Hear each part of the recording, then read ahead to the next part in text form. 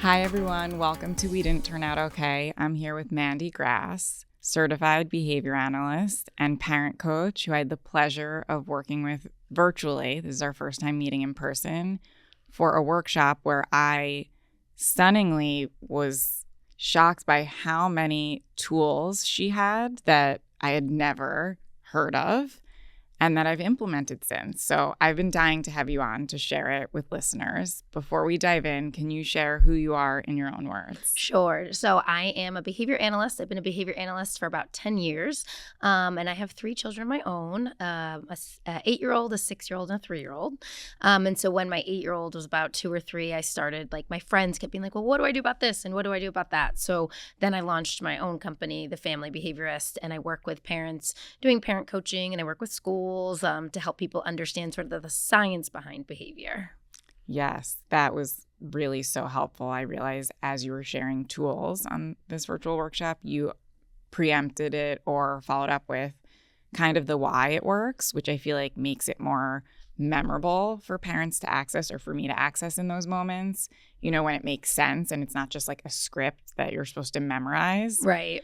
So yeah, it's tactical and feels really comprehensive in how you're sharing it. And I saw that also in what you share on your Instagram, which is a treasure trove, which we'll share.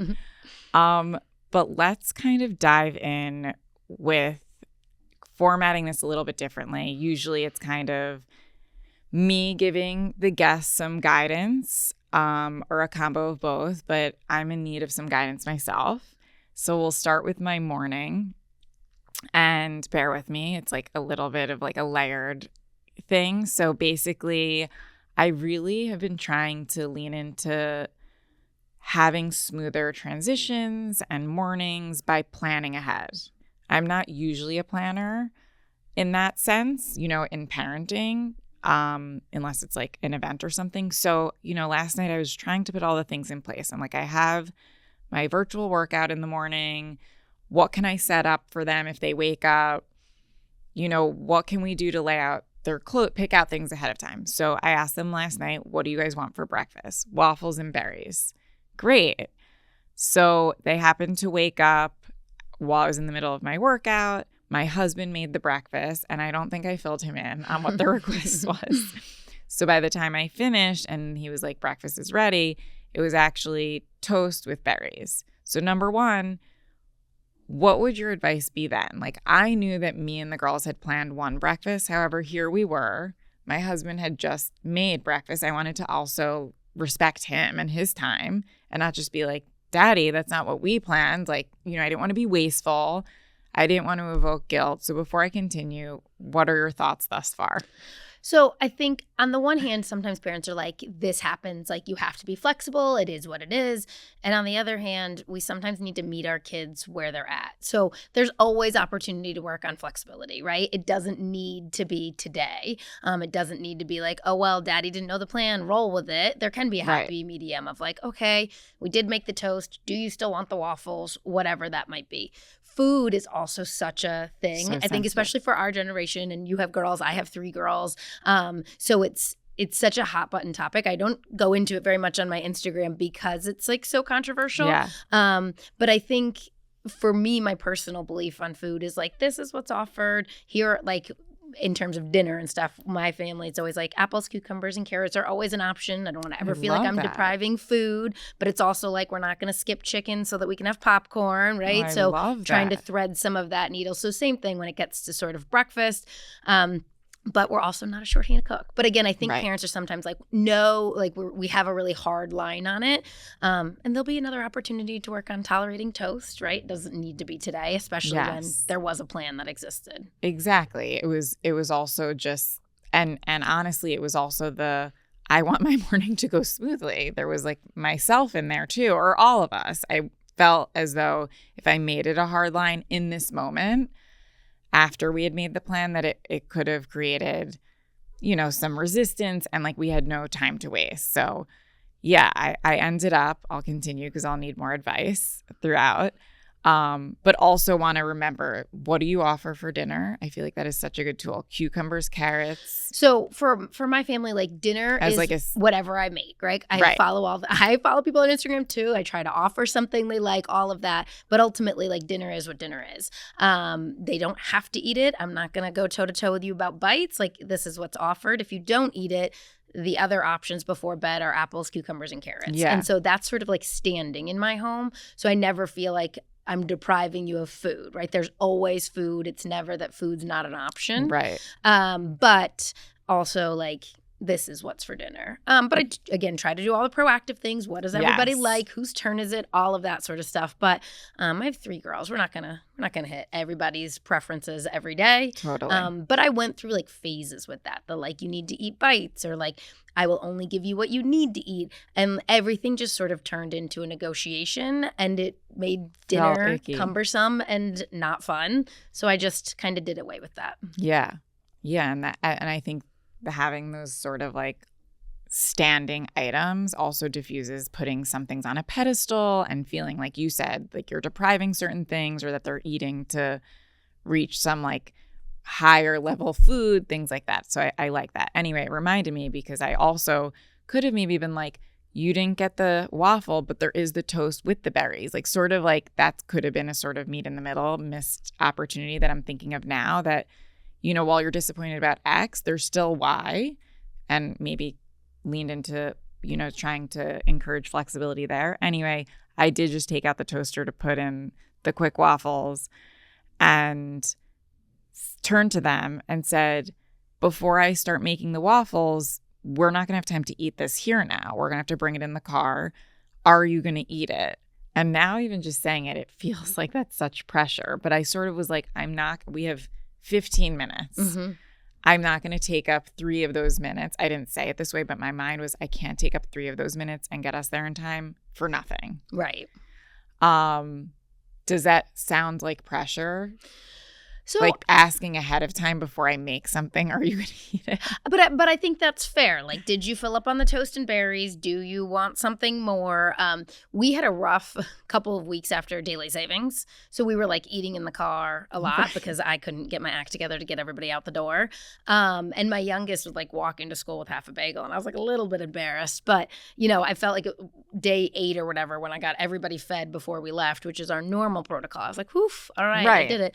But I also think, again, with our generation and all the information of which I'm part of, like being on Instagram, so I own that. But I think we worry so much about all of that. I was working with a family the other day, and the dad had said that like they were on the airplane and his son had the iPad the whole time, and you know, they had to turn it off when the flight ended, and his son was crying, and he's like, do you see anyone else crying? He's like, oh my God, did I shame him? And I was like, I mean, you might have, right? Like, but that's okay. Right. This isn't a pattern of behavior. We're not gonna get out of here unscathed, right? My children will be in therapy for something. We just have to figure out which that thing is.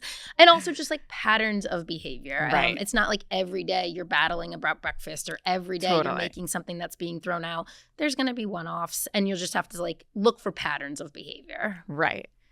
Absolutely. And I think that's such a good kind of disclaimer to give, that when we are saying something like, yeah, that was kind of shaming, it's not like, you know, beat yourself up about that. It's more like, let's be mindful of it moving forward, which is also what I'm more trying to get at. Like, not for me to go back now and feel like I have to make big repairs or beat myself up over any of this, but more like I'm like craving, like, are these things I should not do in the future? But in terms of like, you know, just that last question, do you feel like preempting any time, like even if, you know, there wasn't this sort of mishap, waking up in the morning and being like, we talked about the waffles and berries last night before I make it, is that still what you want? Like, that's okay, right? Yeah, I think that's fair. You just want to be careful about... Or like, are you going to eat it? I guess. Yeah.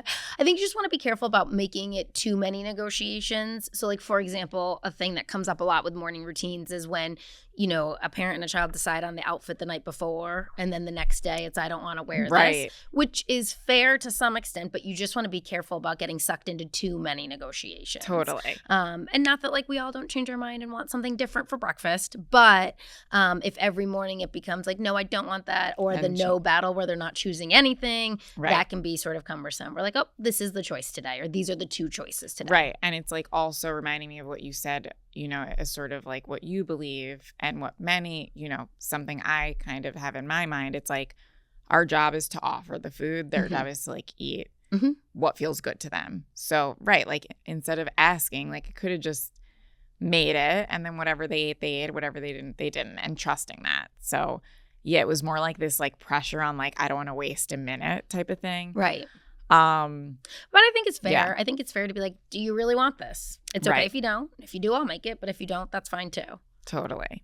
And before we move on from like morning routines, since we have so much that I want to talk about, can you share with us like kind of if you have these sort of like overarching things that make your mornings smoother? Because I need all of them. Sure. So a couple of things you want to be mindful of in the morning is like the amount of transitions you have. So sometimes I work with, like in my home, my kids' bedrooms are upstairs. Like we complete everything upstairs. So like hair, teeth, fully dressed, shoes and socks, the whole nine. I know we like should be a no shoes household, but we're not. So It's like just like, yeah. totally dressed. Because like once they come You're downstairs. also not in a city. That's true. But once they come downstairs, like they're downstairs. So there's no like come down, eat breakfast, go back up and change. I work like with that. families sometimes who are like, okay, so the kids, they come down and they watch TV, and then it's really hard to get them to eat breakfast and go back up. Yes. So my first piece of advice usually is switch that. Like get dressed before the TV. If the TV is the natural reinforcement in the morning, try to limit those transitions. My sister and I had a debate. Her kids brush their teeth after breakfast. Mine brush them before. Nothing about, in my opinion, dental hygiene. For me, it's purely like how many transitions. So she and I had a healthy debate about it, and she ended up like bringing toothbrushes downstairs because same thing, like her kid was getting lost in the transition back upstairs to brush the teeth. So just being mindful about the flow of your morning and how many transitions you have. Yeah. And like also, as you're pointing out, it's like the physical like transition of like moving locations, right? Like, so even if you're in an apartment, which some do have stairs, we happen to, but many don't. It's also like moving out from the bedroom, you know, that's still like a physical transition to be mindful of. I think I really envy the people who are able to kind of do the like we get dressed first thing. And I think I can get there. I do have a friend who I'll always remember. She was actually the first guest on this, not an educator, but she's like, yeah, they don't come out of the room till they're dressed, and they know that. I think what feels weird about it for me is like I want their wake up to be like gentle, and they like usually will come in and snuggle, and like I'm not willing to like forego that. Totally. Do you have like hard rules around that? Like I don't have super hard not rules. where they can't leave their room, but do you still get time to kind of like laze, or not really? I would say we more do that on the weekend. So our morning routine has always been sort of tight, right? Like I'm a single parent now, but even before I was divorced, my husband was out of the house super early. So it was always me and the three girls. So I had to get myself and them dressed. So there wasn't really time in our mornings to like do that. And what had happened was my older two had it down, and then my youngest, she was 2 at the time, would come downstairs and like follow me around while I got ready. And it started to drive me bonkers. And it was sweet, but it was like, okay. It's not sustainable. Right. And it was early too. It wasn't like, you know, it was time for her to get up. So we put a system in place where like we did a green light system where she had to like stay in her room, and then we progressively like increased the complexity of the demand. So like then it was getting staying in her room and taking her pajamas off, staying in her room, taking her pajamas off and putting her pants on. And so we got to a point where she's 3 now. She can get fully dressed and brush her teeth. The hair she can't really do herself, but and it just made our mornings a little bit smoother. The weekends is definitely more of our downtime. So we don't really do, I guess, snuggles in the morning on the weekdays very much. Yeah, that makes sense. And I love the idea of, you know, you usually think of the green light thing at like younger ages, you know, when like they're waking up at like 4 or 5 and like just are kind of still making sense of like acceptable times to wake up, which my 5-year-old still does. She came in my room at like 4 and was like, can I get dressed? Or I don't know what she asked. I was like, oh, no. It's nighttime. Right. Anyway, but I don't really usually think of that as a tool now that they're 5 and 7. Not like stay in bed, but we just hooked up like the new Hatchlight, which has like all these like fancy settings for adults actually. But they have one in their room. I could do a setting of like the wake up, which they have to kind of calm them. And then maybe it can turn into like another one of like, now this is time to like get dressed. Like, it could be really empowering. Yeah, we use Alexa for that. So we have an Alexa. Each of the girls there's 2 rooms that 2 of mine share. And we have an Alexa that goes off and it's like, good morning, time to get up. Like, and it's then, set that way. Yeah, so you can set it at predetermined time. So every day at 6:30, it like says good morning. And then every day at 6:45, it's like, here's your morning check-in. Mom's going to be up in 5 minutes. And so it's like sort of those reminders that takes me out of constantly prompting them. I love that, because I actually, you might know or remember this, to be able to visually see it also, is so beneficial, but to be able to hear it too, I feel like is just an additive. Like, not only having it there for them to visually like be empowered by like knowing what's next, like, which we do have. It's more the, how do I get them to the board in a way that feels like exciting rather than like, let's go see and you guys make the choices, which they do love to do. So I like the idea of like leaning into like this other kind of prompt. Yeah, the visual board is phenomenal. We have visual schedules as well. And ultimately, we just want to be mindful about removing ourselves. Right. So like even when we're using visuals, prompting to the visual, but yeah, if we could add Alexa or something where it takes us out of it, just a couple of things, the mental load of like remembering and checking and, oh my gosh, at 6:50, did I remind them? All of that sort of stuff. But also that's something they can set up for themselves in the future. Mm-hmm. They can't set up, hey, mom, call me every day, when they're a teenager or Yes. an adult, but they can set up reminders on Alexa. Or they can set up routines on their phone that will eliminate the need to remember it all. So those are really good life skills ultimately. Yeah. And why it like builds executive functioning Mm-hmm. skills and all of that, right? Like having like a landing place, but also these like, our Google calendars are landing place, Yep. but we also need the reminders of that, what we've inputted. And then let's kind of talk about, you shared that you have 3 girls, Mm-hmm. which I come from 3 girls. So it always is really fun to talk about and hear other dynamics. And I want you to share their ages again, but do you feel like there's, of course, the added load of having more kids, but what do you feel like are some tools in terms of like what happens kind of emotionally between all of them? I mean, we can get into so many things. Yeah. So let's start with like sharing the ages and maybe like the most prominent stuff that you've struggled with around like sibling dynamics. Sure. So my oldest is 8. She'll be 9 next month. And then I have a 6-year-old and a 3-year-old. So my kids are very different. Like, for example, the other day we'd gone to a sports game and we were going to my oldest's soccer game. And I looked at the schedule and my middle had a lacrosse game at the same time. And I was like, okay, no worries. I have your uniform. We're just going to swing through home. And she was like flexible. She's like, great. I'll start to get ready. No worries. I'll go grab it. If that had been my oldest, it would have been like a panic and are we going to be late and all of that sort of stuff. So it, my middle could roll with the punches a little bit more. We work on, there's a lot of fair versus equal, right? So it's not fair. No, it is fair. It's not equal. The expectations for your 3-year-old sister are much different than the expectations for you at 8 years old. So like if Marley is being a little bit whiny, that's my 3-year-old, yeah, that's not ideal and we need to work on it. But if my 8-year-old is doing the same whine, it's a totally different ball game. So that can be a little bit difficult. I'm a behavior analyst, so like they all have star charts and they all have their own sort of systems that they're working towards. And they're all working on different things depending on their needs. My oldest has ADHD, so her needs look a little bit different. She's also older, so we're working on like emotional regulation and naming her feelings and, some coping skills that are a little bit more difficult for her. But yeah, in terms of the sibling dynamic within our star chart. So each of my kids has their own chart that they're working on. We have something called hype man points because we had charts and what would happen is like Lola would get a point. Parker would be like, she always gets a point. I never get anything. So the second we like prompted a point, I would be like, oh my gosh, didn't Lola do such a great job? Aren't we so proud of her?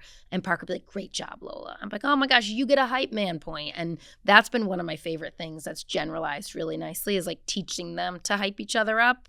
And then it elicits reinforcement for them as well. But it's been nice to watch that like generalize to other things. Yeah. Oh my God, there's like a few things in there. The ADHD component, which I'm going to put aside for a second. And I always have to like organize my thoughts this way. Anyway, the hype man thing, since that was what you just said, what are your thoughts on, and I welcome the pushback, on kind of reinforcing their reinforcement? Like, I always believe, so, in when my daughter is like, Nellie, or I'll be like, well, I'm so proud of Nellie because we don't have a reward chart. And Tess will be like, either I did this also, or, basically she's feeling as if I'm proud of Nellie, I must not be proud of her. And so it feels like it's a missed opportunity if I like sort of am like reinforcing instead with like a hype man point rather than like kind of getting to the crux of, it's usually me being like, just because I'm proud of Nellie doesn't mean I can't also be proud of you. Mommy can be proud of both of you for different reasons. You can be proud of Nellie, whatever. And I know we can't always do that. Totally. I mean, let's be real. And I'm not opposed to the hype man thing. I want to hear your perspective. So a couple of things. So in behavior analysis, there's 4 functions of behavior. So every behavior falls into one of 4 categories: attention, escape, access to something tangible, or like automatic or sensory. And the function of the like, why aren't you proud of me? Or like my middle would be like, nobody loves me, right? Is attention seeking, right? At its core. So with my daughter, which her behavior was nobody loves me, I said to her, it seems like you're having some big feelings, and like, I'd love to talk to you about it when you can say like, I'm ready to talk, or I'm having some feelings. And so that progressed really nicely into her being able to identify, in her case it was jealousy, and then it progressed even further to like on vacation she was like, I feel like you're not paying attention to me, which like I can do something with that, right? Like pouting in the corner is not as helpful. Course. So I think my perspective on that, whether it's hype man points or not, is getting her to identify like, I don't feel like you're paying attention to me. Right. But also, again, like we talk about that tolerating, and there'll always be opportunities to work on tolerating. But it isn't always about you, right? Tess, I did this amazing thing right now. And that's what I like want. Right. So that's where it gets, and that's where I think I've started working on, like, you can hype your sister up too. You can be proud of her as well. So I think that's sort of where I land on that. Like this like balance between it all. And of course, like as you said, the goal is to like be able to more productively share what's behind it. And so you just want to like add on to that a little bit, like when that's the goal, right? How do you kind of navigate that like by developmental like appropriateness, right? Like if it's, your 4-year-olds, I don't know. Like obviously I could give a million examples with different ages, but you want to also know that like, of course they developmentally need to get to a place where they're able to kind of be more self-aware and understand what's behind it. And I always believe like we have supporting opportunities there, but to what end? Like you can't just kind of always have like, I wonder why you're being jealous right now, or like why you're not hyping her up and whatever. Right. So when they're younger, I work on like errorless modeling, meaning instead of being like, that wasn't nice, or what should you say, or what do you do, telling them exactly like, you could say, great job, Lola, or you could say, I feel like you're not paying attention, whatever that is, to give them the words when they're younger to be able to know how to navigate that situation. But I think, it does depend on their age a little bit. And like, as you said, their own self-awareness comes along. But even my 8-year-old needs those moments of errorless modeling. And I mean, I'm totally guilty of like, what could you have done instead, or falling into that trap and really trying to focus on giving her the words to navigate her feelings in that moment. Yeah. Like, I think there's a way, like for me, using that hype man model, which I really love and need with my girls' dynamics, maybe being like, you get a hype man point, but also like maybe it can't always be in that moment, being like, I think when I had to remind you about the hype man opportunity or whatever it was, like you might have been feeling X, Y, and Z. And we don't have to every time. I just think that when we never do, it's like a missed, opportunity to create a new narrative for what's behind whenever you're complimenting or encouraging one child, that the other child, in my case, feels as though she's not enough. Totally. Yeah. And then when you were talking about your oldest having ADHD, and then you were saying, you gave the example when one of your younger ones or your youngest would whine, and how that's like, of course, okay, more appropriate or understanding for the younger than your 8-year-olds. It was interesting that was the example, because it's probably stuff you're working on too, right? Like I just picture, of course, I'm not a child, maybe, but we could all kind of be like, maybe I had it or not, whatever. I was never diagnosed with that there is this level of like, especially if that kind of irks her and she wants to whine, of like, I need to sometimes do that too. And I know it's like not what I should be doing at 8. And so I'm curious if you feel like that's sort of an area, if you're helping her with that. Yeah. that is kind of the ADHD getting in the way a little bit? Sure. So absolutely. So ADHD tends to look different in girls, and girls go largely undiagnosed. So Lola got diagnosed in first grade, and one of the hallmarks of ADHD in girls is emotional regulation issues. And girls are often like more inattentive than they are hyperactive, and that's why it's maybe not as noticeable at school. In hindsight, Lola would like walk away from a running faucet or like leave the freezer door open or all of those sort of things. She's very inattentive. Now that I have the diagnosis, I can see that. Rather than like, just for people listening, rather than like her like she's not running bouncing around off the walls, right? She's not like, she's not in your face Yeah. or anything like that. It's more inattentive. But the emotional regulation is something that we work on. So right now, for example, we were going on vacation and I was packing for everybody, and Lola was like, "Can I make a treat for Gigi and Grampy?"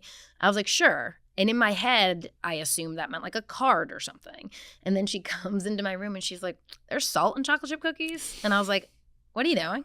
She's like, "I asked if I could make a treat." And I was like, "No, I thought you meant a card. Like what?" And then it was like this, like, "You never let me do anything," stomping the foot, the whole nine. We had to take a total timeout. And I was like, "What's happening?" So she and I sort of sat down and I was like, "I know you don't do this at school. So like that makes me feel like you have control." And she was very insightful. She said, "You say no to me more than anybody else." And I was like, okay, like I feel like you asked me more questions, maybe more requests that are no. And I was like, "Listen, that's fair. And I'm happy to help you make chocolate chip cookies. Just right now I need to finish packing." So we went out and made the chocolate chip cookies, and she did a great job. And then the next day, she wrote herself a list of coping strategies and laminated it, and then made herself like a little keychain one of things that she could do when she's feeling upset with me. And so, like whining, sure, but go to your room and whine. Or she'll be like, "I need a pillow to yell into," or whatever. Right. And so really trying to replace those coping strategies. Right. And it's interesting when she sees her youngest sister doing it, it's probably like sort of like, I have to implement all these tools when I do that. And rightly so. But it's just, of all the things to like envy another child being able to do, right? It's like telling that it would be around something like that. When she said you say no to me more, I feel like there's also this level of, you feel safer with me, right? They hold it together at school. Yeah. And I like, even a friend was like, "Yeah, she only does it with you, and you got to think about that." And I asked her, I said, "You don't do that with Daddy." And she's like, "Well, he's scary." And I'm like, okay, fair, right? Like he probably is like a little bit of a harsher tone in response to that. So yeah, I mean, it's a constant work and in progress and analysis about that. And then I have to take some of my own advice, which, I work with this family. We've been working together for like 3 years, and she was having a similar thing. And I was like, "Can you find the things you can say yes more to?"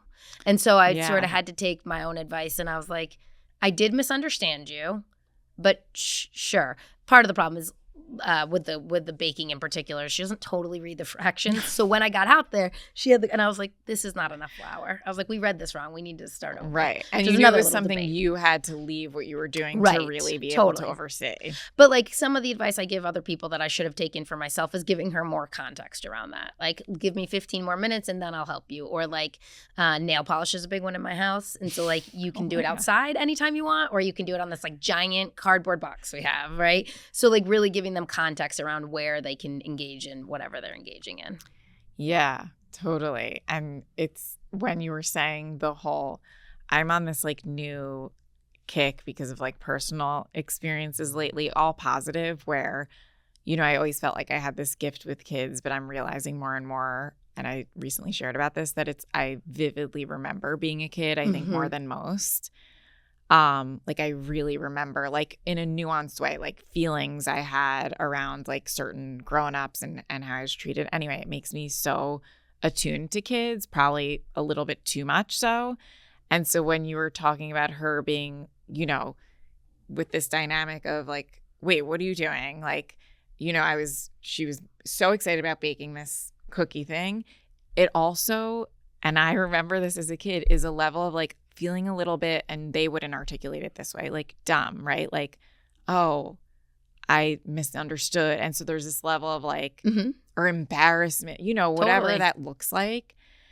And it's usually what happens to why I like have less boundaries than I know I should. You absolutely should have held that boundary. You were packing. Right. And, like, she misunderstood.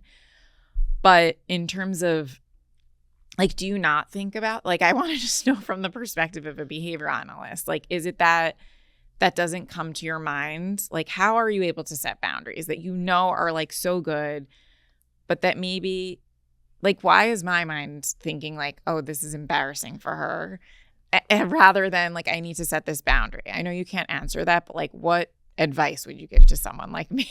So I mean, I definitely do get stuck in all of that, or like, issuing a consequence in the moment that was inappropriate or whatever. I definitely think of all of that. I actually think it like, when she has a meltdown or whatever, it stays with me longer. I feel like she gets over it and I'm still like distraught about it.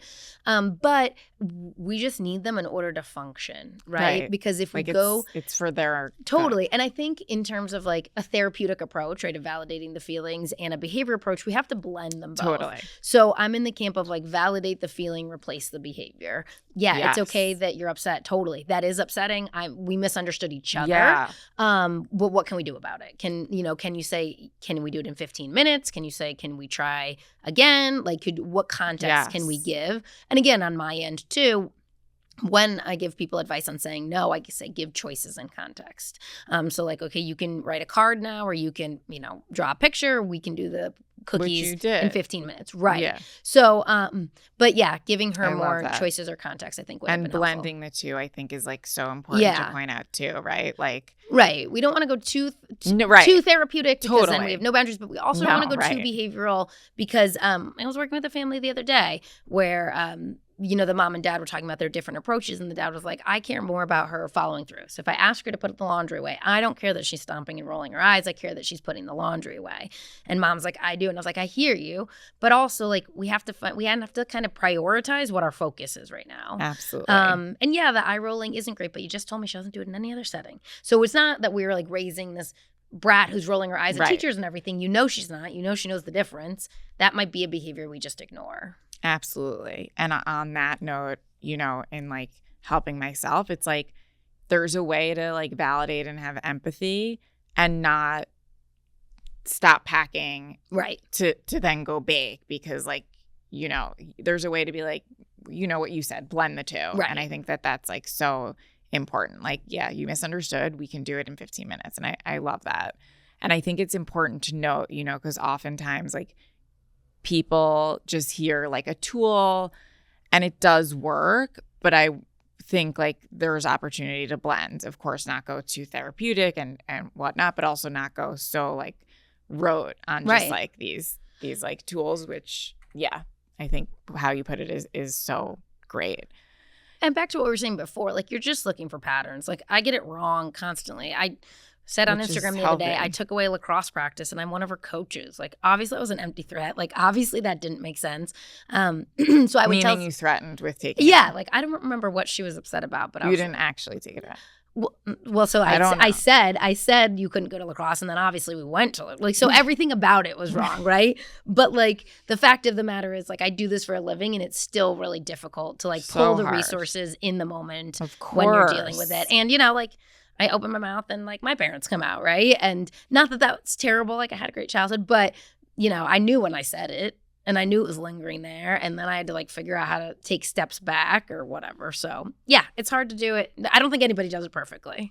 Yes. And that's like really an important takeaway from this, that we're like learning, growing, evolving, and creating relationships with them. And we don't get it perfect either. And on that note, can you share when you feel like you get it wrong, like this lacrosse thing, like how you handle that with your kids, or if you do, or if you repair? Okay, so I definitely get it wrong a lot. And so one of the things we work on in my house is like name without blame. So when I'm apologizing, when I've like lost my cool or whatever. So for example, Lola, like one day we were making pizza and I was like, just wait a minute, I'll help you with the jar in just a second. She didn't want to wait. She opened it. It like went all over my shoes and the floor and the counter. And so like apologizing to her was like, I'm sorry I lost my cool. I should have been like, let's just clean it up or focus on, what the next steps were. We're like restoring. But what I want to be mindful of is being like, well, if you hadn't done this, then I wouldn't have. And so really focusing on that's how I want her to handle conflict. It's not blaming your sister for your reaction. Like, you're responsible for your behavior. So, yeah, do we also need to work on listening? Of course. Yes. But like, my reaction is my reaction. Like, I work with a lot of students. I would have never screamed at a student for doing that. Totally. So like, same thing about her in different settings. I have the capacity to not do that. Yes. So I should have been like, all right, we need to get a towel, need to get paper towels, we need to mop this up, whatever. But really modeling for her the replacement behavior. What should I have done instead? Yeah. And I always say to people, there should never be a but with a sorry. Yeah. Even if and it doesn't mean you're giving permission for what they did. Right. Like, your repair and your apology should really be separate from like, as you said. The thing that I kind of run into is I also don't want to raise my girls to feel like anytime they lose it, they should be so hard on themselves type of thing. So I always want to, I'm trying to figure out a way to like, I'm always like, there's opportunity to repair. You can repair. But there's also, you don't want to bring in all this guilt to it either. Like, what did you just call it? Like, no blame or I liked what you said. Name without blame. So like, name the problem, but also for assigning. yourself. Yeah. Like, almost not, of course, weird, but just the word blame is like shame. And so what I've like leaned into more recently, because I'm on this like personal journey recently of like not feeling like so overly apologetic. And I made sure not to ever present that to my girls, because I am a people pleaser and like I don't want them to be like sorry for every little thing, but also kind of demonstrating like more of this like grace for yourself. Like, I'm not perfect and I'm working on myself or working on doing better there. More like these narratives that I want them to also have around when they make a mistake, rather than like, mommy really shouldn't have done that. You just want to be mindful of like, because we have guilt and you don't want to weave that in, right? I know you definitely probably, as a behavior analyst, probably make sure not to, but I just like to point that out because we do, when we repair, have such guilt usually. Totally. And so, I mean, my oldest is an over apologizer, and like that's come about recently. And so we've talked about like, you only apologize if you've hurt somebody's body or hurt somebody's feelings. So I don't even know, this morning she caught herself. I don't know. She was saying sorry for something. Maybe she spilled some milk or something while she was putting her thing away. And what our replacement behavior is, I'm working on that. So like, if you spill some that doesn't hurt my body, doesn't hurt my feelings, we can clean it up. So instead of saying I'm sorry, it's, I'm going to work on that. Yeah. And that's so helpful for us too. Yeah, just to not get sucked into the sorry. Overly sorry. Yes. And then something else sort of related to this that I'm curious how you would navigate. My younger daughter last night was like putting on a leotard to dress up in, not for any particular reason, but it reminded her of ballet. And she's like, my friend S was wearing a really fancy leotard last week. And the way she was saying it was like sad. Like, I knew that she was getting at it being a negative thing rather than a, like, I loved this leotard. She's like, she wore a really fancy leotard last week. I was like, did that make you feel jealous? Like, sort of like asking rather than projecting anything, helping her with the word. She's like, yeah, I felt like she was so pretty and I wasn't pretty. And then I was like, that when you feel jealous, you feel not enough. And this time you felt not pretty enough. Again, she's like 5. So I know you can't say this to like a 3-year-old. And she was giving me that she like was following and giving me enough to have that conversation. I want to give that caveat that like, don't try this with a child who's like, I wanted the leotard, right? Like, she was kind of a little bit further along in this. But I sort of didn't want to overly like plant narratives. This is why it reminded me, because we were saying these like narratives.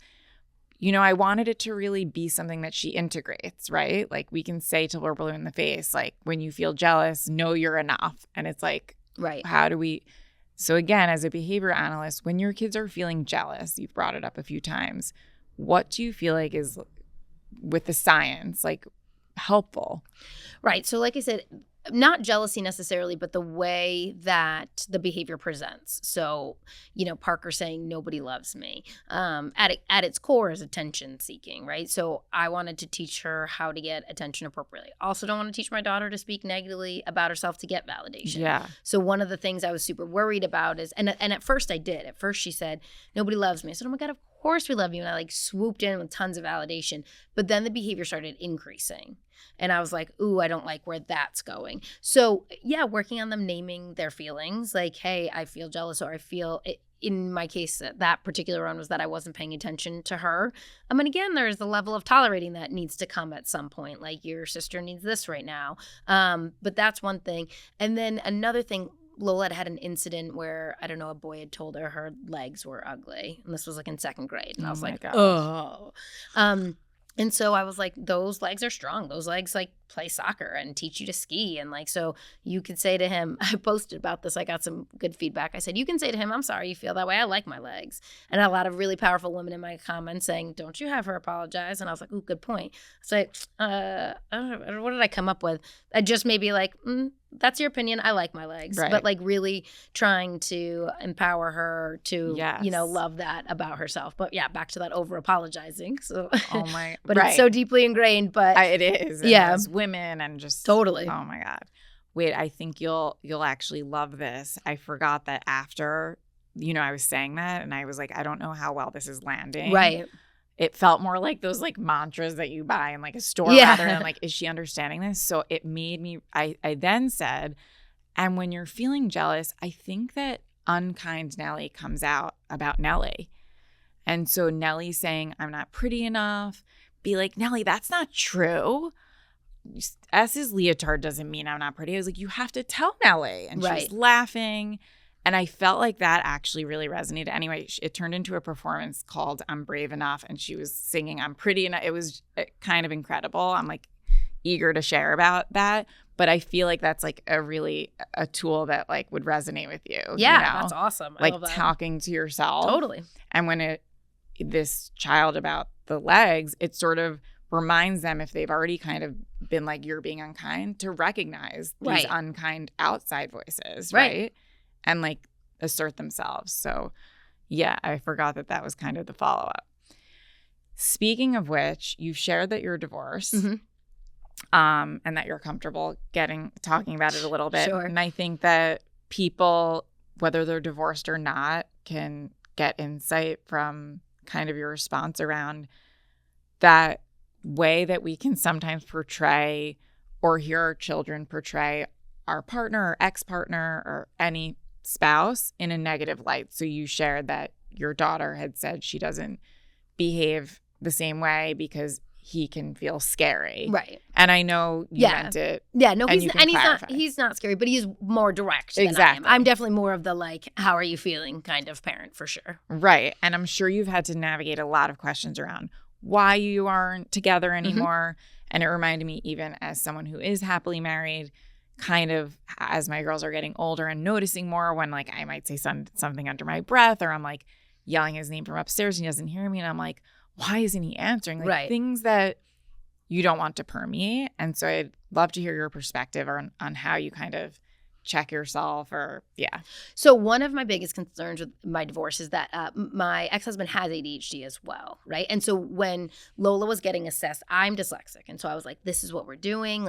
You might have trouble focusing like Daddy. You might have trouble reading like me. This is what we're going to get. We got a neuropsych assessment. And so we've always been really out and upfront about it. And one of my concerns during the divorce was I didn't want her to feel like some of his traits, which she shares, were part of our divorce. So we just talk a lot about ADHD is hard for you and how does it impact you and what are the steps that we need to take and being self-aware and what that looks like and all of that sort of thing.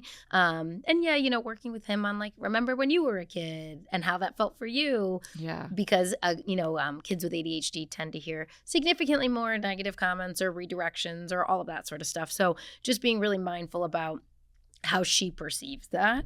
And then we also, the ADHD is a badge of honor. So like we talk about it a lot. She's like, that's my thing. Like my sisters don't have it. And she's wildly creative. Like she could do anything for hours on end if you give her a box and a pencil. I'm like, that's all the wonderful stuff that comes with your brain. Yeah. Sure, we're a little bit disorganized and we have to work on that, but that's okay.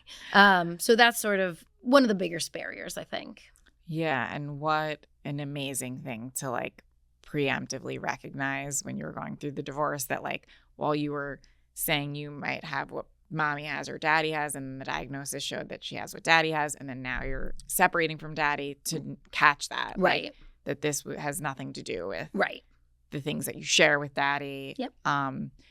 But are there times that you feel like you need to remind her of that as she's 8 and like might sense a behavior that's eliciting a response from you or you know, just divorces can be messy or not, but just, I don't know. Are there times where you see that you have to kind of remind her? Yeah. I mean, she's my oldest, right? So all three of them have a different memory of us together, right? And so she's navigating that. We just have open conversations a lot about how do you feel about this? Like I check in with them a lot, try to make sure that any feeling they're having around it is valid. You know, and I do tell them like my parents weren't divorced and I'm super sad that yours are. Like that's not great for me. I wish that wasn't the case. But I mean, yeah, she's appropriately inquisitive. I guess there's no inappropriately, but it's not like an all day, every day kind of thing. But there are definitely moments and we just talk through when those come up. Yeah, I loved hearing you say that you can share your disappointment around your situation that's causing them disappointment too, right? Totally. Like, yeah, that instead of it being like your problem to bear or solve, like I just picture others going through divorce feeling like guilt around that when really like instead it's like meeting them in the disappointment and sharing, connecting around it, right? Totally. Yeah. So I wanted to point that out. You shared that you help schools. As someone who used to be like a center director of a nursery school, preschool, can you share how that, I mean, I would have loved to have had you. There's biting and whatever. We don't need to list all of them. Can you share like in what capacity, ages, things like that? Sure. So I do a lot of virtual and in-person professional development. And so I'll go to a school. I'll meet with them beforehand. They'll either tell me some of the problems they're dealing with. But overall, I sort of go over the basics of behavior so that they can get an understanding. Especially early childhood centers tend to have a little bit less expertise in that realm versus like certified teachers perhaps. So really going over function and what we can do about it and how we can start to change behavior and then helping teachers through specific incidences they might be dealing with. So I work with a lot of schools and then I'll maybe go in with a specific teacher or I'll go and like observe a classroom and give some insight and just to help them put some systems in place to alleviate some of the like cumbersome behaviors that can happen in a classroom of, 15 to 20 kids. Yeah. So would you say that it's like more focused on like earlier years? So I also do professional developments for schools and I also do parent groups as well. So I was working with a middle school last week that hired me to like facilitate a parent discussion around behavior and what does it look like? How do we respond at school and how do we respond at home? So there are a variety of options within that. That's amazing. And do you feel like you have, I actually want to know this, resources for people to access? Shouldn't say you feel. Do you have like downloadable things? Do you have all that? Yeah, absolutely. So on my website, thefamilybehaviorist.com, I have a bunch of free resources. Like I have a technology contract for when my kids got their first bit of technology. We have star charts. We have chart charts. We have all sorts of stuff to help, put some systems in place for your home. Oh my God, that's amazing. The technology contract. Yeah, that's a good one. When did you... I mean, I'm sure they don't all have the same one now, or maybe they do now. I don't know. When did you like first do it with each child? Yeah, Lola got a Kitty Buzz phone. Lola's your youngest. She's my oldest. She got a Kitty Buzz phone at maybe 6 years old. Like before I gave it to her, I made her sign a contract. Anyway, the contract really just went over things like you should enjoy things other than technology. You can request technology after your chores or schoolwork is done. Sometimes the answer is no. The expected answer is okay, or you can ask when you can have it. It outlines transitions, and then it outlines like outburst behavior surrounding technology. And then I define that as like yelling, screaming, crying, or negotiating. And so each of these things says like, okay, if that happens, it'll go away for 2 to 3 days. If you're caught sneaking it, it'll go away for 1 day. I'm a firm believer in a calculated risk and teaching healthy boundaries. And so it's actually been really great. My kids certainly enjoy a bit of screen time, but they're not, as of now, we'll see what happens, but they're not like terribly obsessive with it. Right. I think that also it was like very proactive, of course, but also it makes them feel sort of like empowered and like accountable and responsible with this like more official way of doing it, right? It holds so much more weight than, you know, I'm handing this to you, but like, let's be, you know what I mean? All the things that we kind of. Right. And we talked about it a bit. Obviously, like I guided the conversation, but like, how long do you think is realistic? And so we have not had an incident of sneaking an iPad, and we have not really had any issues with transitions off because they know that's it. It'll go away, that sort of thing. So it's been good so far, but they're young. So like, right. I know. We'll see what happens. Yes. You mentioned that you allow them to have it like after chores, and I want to hear before I know we have to wrap up soon. So just like the concept of chores reminds me of just, do your kids feel like that's a negative thing with the use of that word? So what I say to them is, you know, there are 4 of us in this house. So like either I can do all 20 tasks or you each can do 2 and I still do 10. And so really working on making it a part of the routine. So chores are even, I don't know that I use the word chores terribly often, but even like the expectation that they like put their dish in the dishwasher or like feed the dogs, or like Marley is 3, she like refills the K-cups and refills the like little dog food or whatever is appropriate. And you know, I think even I lose sight of pushing them on a little bit more or getting to the next step. But I don't know that it's viewed negatively. It's just part of like how we work as a family to get things done. And I do the majority of it, but what is your part? So like, for example, I will fold all your laundry. You have to put it in your drawers and hang up your dresses, that sort of thing. Yeah, I love all of that. And I can just assume that you probably have like such great like tips like that you've used and have been so helpful. When we were creating the springboard, I think we initially had chores, and I'll tell you why I pushed back, but and so now it says help at home for the more obvious reason. Then like, these are like actually fun things for kids. Like, you know, that since like day one, they're like wanting to mop and clean, and like, totally. I didn't want the word chores to take away from like essentially what they're so wanting to do is like be like us and help. Right. And so I wanted us to we decided that it's going to be called Help at Home.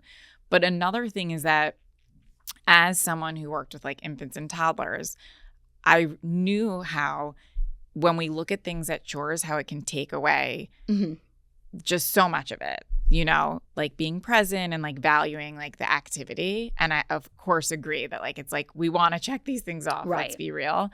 But I said, when we look at like caregiving, you know, diapering and all the things, washing bottles, you know, as chores rather than, you wouldn't say it's helping at home, but like I always said, it's sort of like caregiving opportunities, not the washing bottles until they're older and they could help with a sibling, but just like the diapering, feeding, bathing, it makes it all just feel like more part of what we should be doing, you know?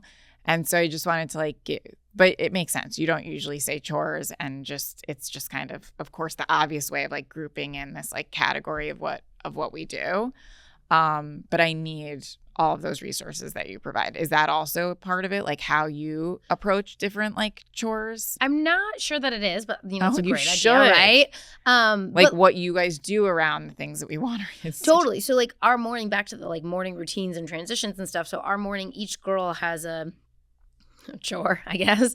Like Parker gets all 3 backpacks and the lunch boxes. Marley feeds the dogs, and Lola starts breakfast. And so, again, the reason I did that was because it was way easier than like each kid getting a backpack and a water bottle and a snack, and like again minimizing those transitions. So, and like efficiency, another great thing to teach and like implement. Well, I'm like really eager to now like dip into your website is where we could access them on Instagram, and I'm sure all listeners are too. Before we go, is there any kind of tip you would give on like how to guide people in, you know, going onto your website? Like, is there like a starting point? Sure. So if you go on my Instagram at the Family Behaviorist, all of my reels are like labeled. So if you're looking for hitting or you're looking for sibling rivalry, you can scroll through and see that. I also have a behavior basics video course, which is like all the major concepts. It's only 30 minutes long. It comes with a PDF, but it's a good way to get like dip your toe into like the science behind behavior. So that's all laid out pretty easily on there for you guys. Great. Yeah, I was hoping there was something like that because I think it like kind of hits home so much more instead of just like accessing like a tip or a tool to kind of like know what Mandy is about and like the science that you know that kind of drives all of your amazing stuff that you share. Well, thank you so much for being here. Thanks for having me. And thank you all for listening.